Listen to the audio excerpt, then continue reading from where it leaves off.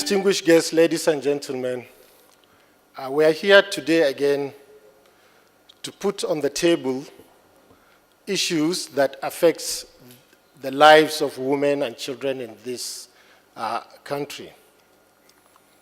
Issues that are very close to the heart of Her Excellency, the wife of the President of the Federal Republic of Nigeria, and issues that affect each and every one of us, and issues that borders on our development as a nation. The objectives of this meeting are, one, to sensitize the private sector on the current Rmncah situation in Nigeria, and then to discuss the potential roles of the private sector in improving Rmncah in Nigeria, and to discuss innovative partnership models and approaches for improving Rmncah in Nigeria, and also to advocate for increased private sector investments in Rmncah, and to present an investment menu that is meant to provide you, the private sector, with the opportunity to contribute to improvement of Rmncah. We must address poverty if we want to address maternal mortality, child health, adolescent health, or nutrition in Nigeria. We must be aggressive in universal girl-child education. We must empower our women. We must reduce the out-of-pocket that people use to take care of their maternal and child health. We must provide universal health care through community health insurance. We must address the challenge of health, the challenge of human resource for health, and we must improve our healthcare system. And then finally, in conclusion, what is the role of the private sector right now? Here, you've had what the situation is. So what can we do? One is that we can have coordinated and innovative collaboration between the public and the private sector. We know that it's not possible for the public sector to be able to handle it alone. So we need that collaboration. We need that innovative collaboration and coordination. Private sector should strategically support healthcare financing in Nigeria. Somehow they need to come to our aid. I think it's been too long and too late that we haven't been there begging. So now we are begging. Please invest in healthcare. And then finally, we should have partnership with the private sector to provide what we call the Rmncah+N commodities and drugs. Thank you, ladies and gentlemen.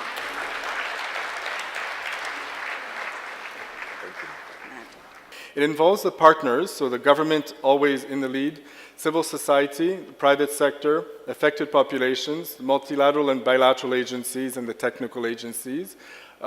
There's no one way to do this. It typically is based on existing platforms, and their role is really to prepare the investment case and the health financing strategies, to bring people around the table for the financing of this investment case, coordinating the technical assistance and the implementation support, but perhaps most importantly is a coordinated approach to the monitoring. This just shows you the various partners that are financing or participating at the global level. Thank you very much. There's a lot of things we could do with the private sector. Laboratory services, we can outsource. Catering service in a facility, laundry services, ambulance services, 24-hour hotline. All this could be outsourced to a private sector, and they could do it.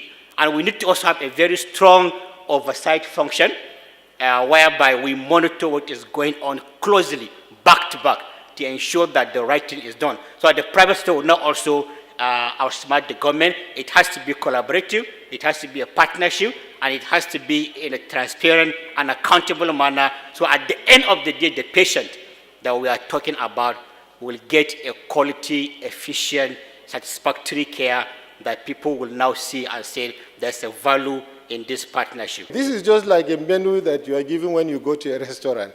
So you are to now decide. If you want to save one life, it's 58,000. If you want to save 10 lives, it's 583,813. 100 lives and 1 million lives. So we are here to solicit for your support and to also provide you the opportunity also to contribute towards reducing maternal mortality. So distinguished colleagues, ladies and gentlemen, this is what we refer to as the investment menu and bouquet. It is a practical way of saving lives by making this donation. And we would like to assure you that this process will be managed through a mechanism that will ensure accountability and transparency. Advocacy is a major component of what we have to do. And no one will be happy where women die simply because we treat them as if they are disposable. They are not disposable. Our children are not disposable. And therefore, this initiative is worth supporting. And I want to appeal to the private sector to support us. I also want to single out Alhaji Aliko Dangote, who is spearheading a unique effort that will entail private sector contributing 1% of their profit to a health trust fund. This will be a monumental achievement for us in the health sector. I pledge our strong support. We'll be involved individually and collectively. Congratulations. The Healthcare Federation of Nigeria is a coalition of health care providers in the private sector. And I can assure you that you have a goodwill and we have a support to make this work. We are partnering with the Lagos State government and the Ogun State government, Kwara State government to ensure that access to healthcare delivery is improved for Nigerians. And I pledge our commitment and urge all Nigerians to support this call to action to make our country a better place and change our narrative. Congratulations, Ma. The current indices of health in Nigeria are factors that should attract the attention of every stakeholder in this room. Through the Future Assured program is committed to contribute to the acceleration of efforts to end preventable maternal, newborn, and child death through advocacy and the strengthening of accountability mechanism to enhance the peace and development in Nigeria. I call on you today to invest in assuring the future of our women and children by taking appropriate action to save lives. We insist that no woman should die giving birth and no child should lose their life without ever having a chance to live. The commitment that I give today is that we will continue to support as much as our capacity. Right now, we're currently supporting 5 states in Nigeria: Lagos State, Delta State, Kwara State, of course, Adamawa State, and a small scheme in Kaduna with the proprietary medicine vendors. So we're here, that's our commitment. I can't actually give you the numbers of the lives we're going to save, but we will continue to get support from the ministries in the Netherlands. Thank you. On behalf of my company, I put my name, Dr. Selokoli. We'll be serving 100 lives, maternal, 100 lives, child health. That's what I put on my form because this is a list I can actually do. In my personal capacity, I will support 10 lives for women's health and 100 lives for children's health. On behalf of the company, we will donate products and we will get in touch with Dr. Kamal and work it out. We have very appropriate products for both women and child care welfare. Yeah, we shall support with our drugs and wherever we are called for any support, we will be ready to come out and support the First Lady.